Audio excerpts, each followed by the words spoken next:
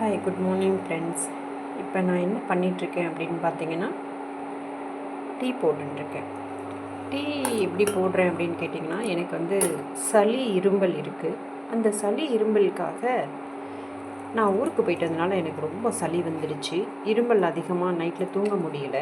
அதனால் நான் மார்னிங்கில் எழுந்து என்ன பண்ணுவேன் அப்படின்னு கேட்டிங்கன்னா, இந்த மாதிரி டீ போடுவேன். டீ போட்டுட்டு அதில் வந்து 2 ஏலக்காய் நல்லா நுணுக்கி வச்சுருக்கேன். அப்புறம் வந்து ஒரு 8 மிளகு, 2 கிராம்பு, கொஞ்சம் மஞ்சள் பொடி, இது எல்லாத்தையும் என்ன பண்ணிவிடுவேன், இதில் வந்து ஆட் பண்ணிவிடுவேன்.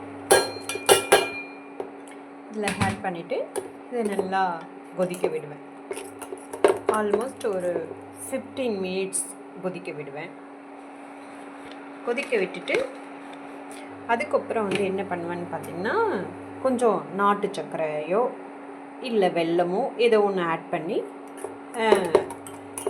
அதோடு சேர்த்து ஒரு 5 மினிட்ஸ் கொதிக்க வைப்பேன். கொதிக்க வச்சுட்டு அடுத்து வந்து நம்ம அதை வடிகட்டி சாப்பிட்டோம் அப்படின்னா நமக்கு வந்து அந்த தொண்டை வலியெல்லாம் இல்லாமல் இருக்கும் ஃப்ரெண்ட்ஸ்.